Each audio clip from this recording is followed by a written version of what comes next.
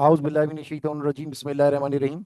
अल्लाहुम्मा सल्ली अला मुहम्मदिन व अला आलि मुहम्मदिन कमा सल्लैता अला इब्राहीम व अला आलि इब्राहीम इन्नका हमीदुम मजीद। अल्लाहुम्मा बारिक अला मुहम्मदिन व अला आलि मुहम्मदिन कमा बारकता अला इब्राहीम व अला आलि इब्राहीम इन्नका हमीदुम मजीद। ये डेव सी प्लस प्लस को हमने सर्च बार पर डेव सी प्लस प्लस लिखा, डेव सी आया, इसको क्लिक किया तो ये हमारे सामने आईडी खुल गई है उसकी। पिछली दफ़ा हम फाइल से गए थे, यहाँ पे हम जो आपका मेन्यू है नीचे वाला, इसके मिड मिड मेन्यू जो है वहां से डायरेक्ट हमने सोर्स फाइल को क्लिक किया तो ये खुल जाएगा। तो सबसे पहले हम कमेंट्स डालेंगे। Switch case learning, switch case practical. ठीक है, स्विच केस प्रैक्टिकल डाला आपने। अब मैंने आपको जैसे पहले बताया था, 5 elements, 5 elements, 5 sections of structure of C, C programming language. इसमें पहला जो था वो क्या था आपका, अब ये देखें मैं मल्टी लाइन कमेंट्स दे रहा हूँ। पहले मैंने सिंगल लाइन कमेंट्स दिया, अब मैं मल्टी लाइन कमेंट दे रहा हूँ। उसमें पहला क्या था, पहला था आपका pre processor directive, pre processor directives. दूसरा होता है आपका declaration of user functions and global variables. तीसरा होता है आपका मेन फंक्शन। चौथा होता है आपका, बात ही नहीं करो, बॉडी ऑफ मेन फंक्शन। और पांचवा आपका क्या होता है, पांचवा होता है आपका डेफिनेशन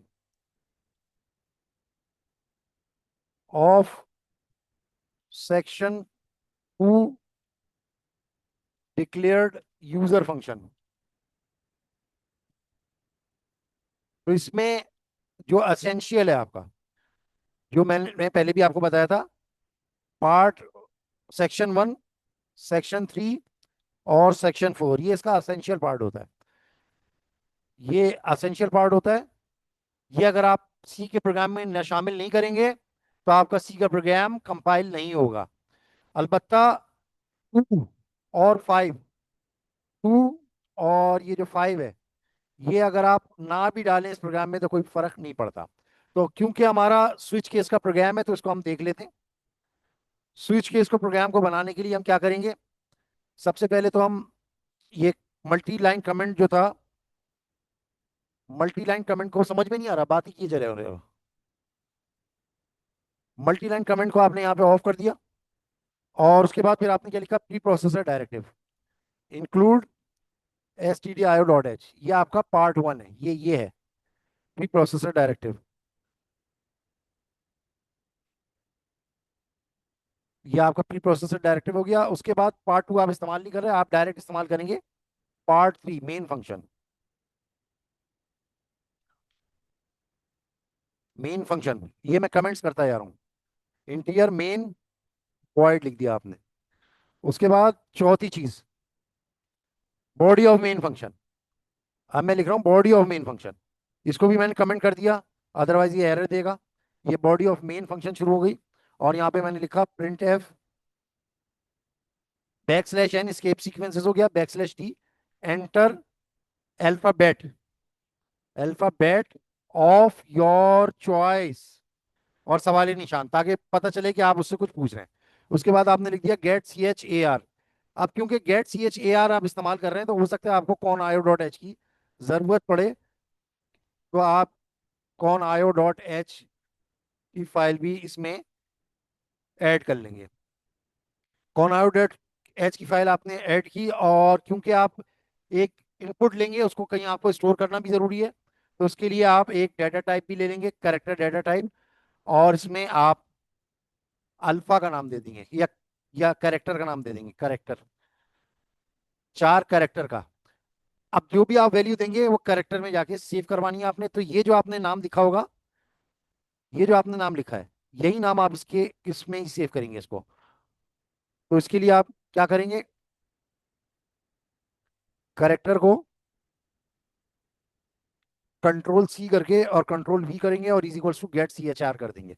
जब आप ये करेंगे तो जो भी आप कैरेक्टर इनपुट करेंगे कीबोर्ड के जरिए से, वो जाके कहाँ पे सेव हो जाएगा, कैरेक्टर में सेव हो जाएगा।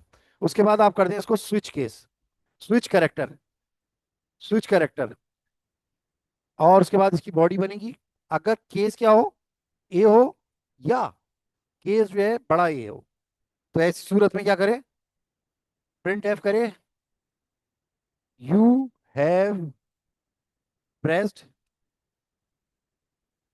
वॉवल, क्या वॉवल परसेंट सी, और परसेंट सी की जगह क्या क्या डिस्प्ले हो जाएगा, जो भी आपने कैरेक्टर इनपुट किया हुआ होगा। और उसके बाद ब्रेक मार दें इसको।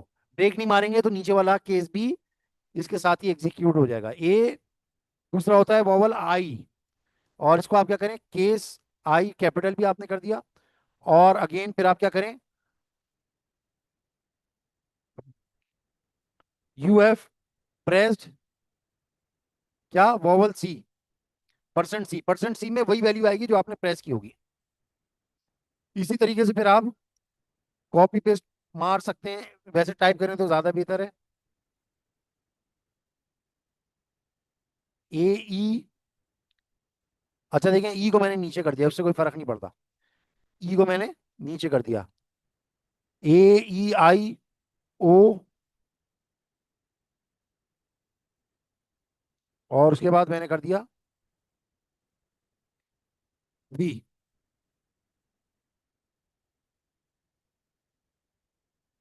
यू है। अच्छा उसके बाद अगर आपने ए ई आई ओ यू, ये आपके वॉवल्स हो गए। अब आप चाहे कैपिटल प्रेस करें या स्मॉल प्रेस करें, अदरवाइज डिफॉल्ट अगर हो तो क्या हो,